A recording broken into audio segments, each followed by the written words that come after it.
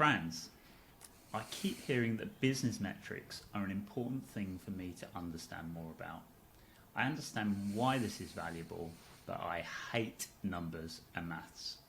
How can I make it more fun to learn about, or is this just a pain barrier I need to go through?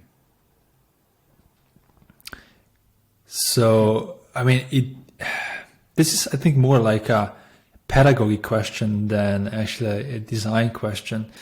And what I would say is, like, think about a company you really like and love. So when I was still attending a business school, I was very much following the Premier League, and a lot of clubs are public companies. So what you can do is basically just go online and say, hey, give me Arsenal's annual report. And you can start digging into numbers. And I was interested, okay, are these companies making money? Are they not making money? And it was just basically this curiosity that led me in understanding, okay, Arsenal is smaller than Real Madrid. And they actually make more money through selling tickets than they do through, selling TV rights. And you start to understand, okay, money comes from this and from selling players, from selling tickets, from so many other things. And it's basically, switching what's on top of your learning. So instead of thinking I'm learning about numbers, you're basically, hey, I just want to learn about how this company does well. And then this is going to be so much easier to go and to suffer through those numbers. Because the best way to learn is still like to not, go and try to learn every single metric, but it's more like contextually you get to a roadblock, which is a certain thing that sounds unbelievably complicated, like EBITDA. What is this weird looking word? EBITDA? Oh man. And then you go and Google it and you see, okay, it's not that complicated. And now in the context, I understand it better. So that would be my advice. Find a company. And luckily in the UK, you have public companies for every limited company. How is it called? House of Companies or? Company's House. Company's House. Company's House, exactly. Accounts.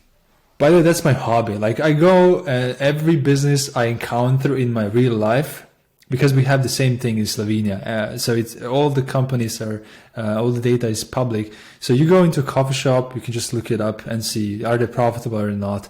And it's a great learning experience to get a feeling for sizes of the companies, for profitability.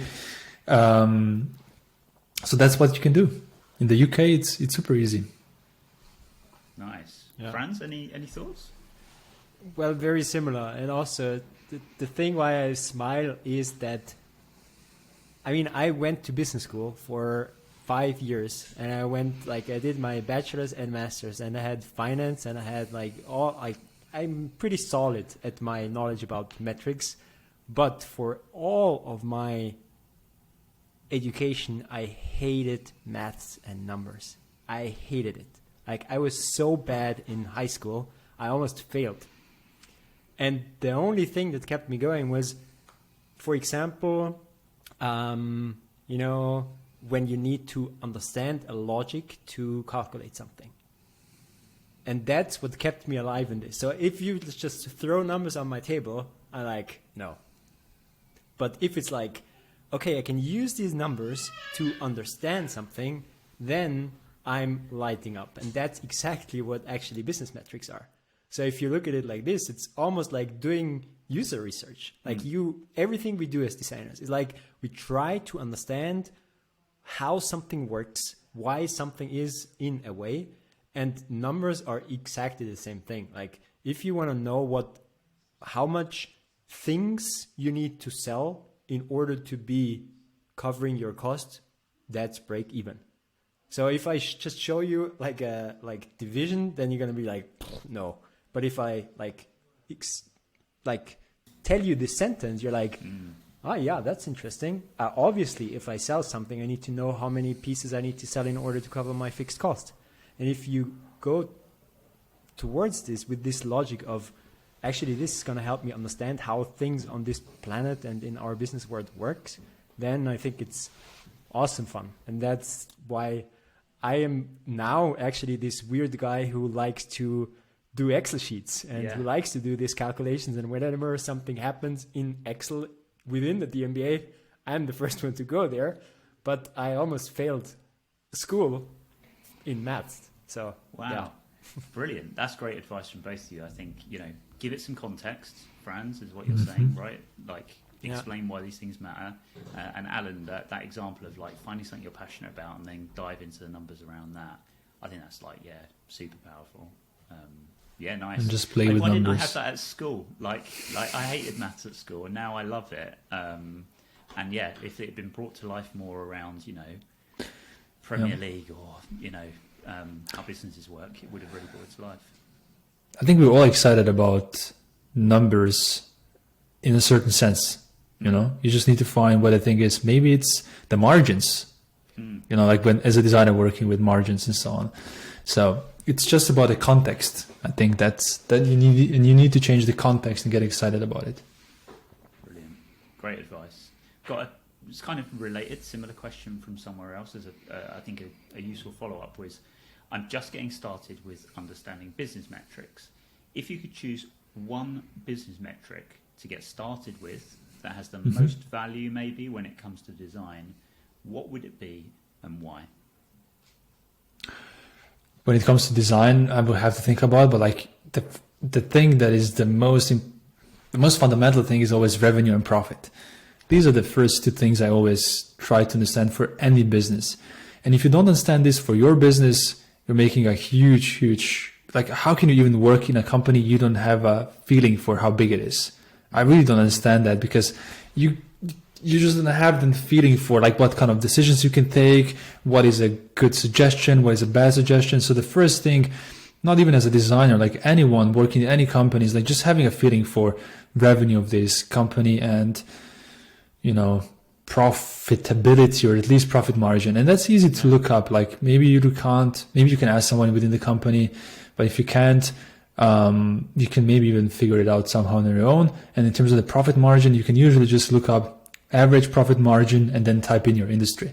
Maybe it's SaaS, maybe it's banking, maybe it's, insurance, and you can just kind of find it. And if your company is a huge company, you can just find all the data in annual reports.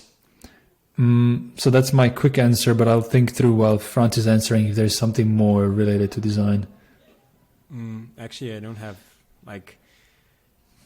I think here it's also this understanding of, it's not about understanding one metric, like what is revenue, what is profit.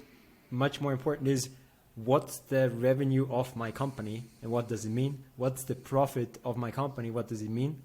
Because the first one is really boring, right? If I told you, hey, you need to learn what EBITDA is, no, I don't wanna. But if you think about, okay, what leads to this? Then it's okay, my company has this much revenue, it has this much cost.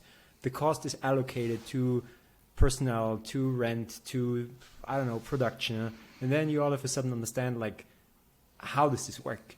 So again, don't start with a metric and try to, obviously you can go to Investopedia and just Google what this metric is, but it's going to be mostly boring. But if you try to understand what it means, then it's nice. And then I would say a metric that's most important for designers. Do you already have an answer? I don't actually. I think it's the same, revenue and profit. It's important for every person within every company. But the only thing I would add is for each company, maybe even each team has the most important metric. You keep hearing about it all the time, so you probably already know what it is. Just try to understand it a little bit better. What affects it, what goes into it, how we can manipulate it. So just start with this one. Usually it is one that matters.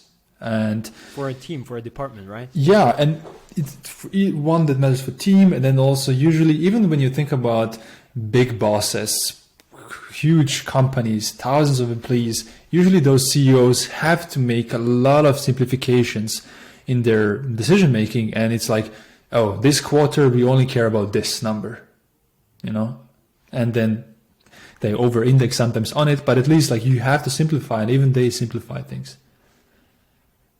Yeah. Perfect. Cool. Yeah, I like those two questions. I think broadly your answer is, the same sort of wheelhouse there.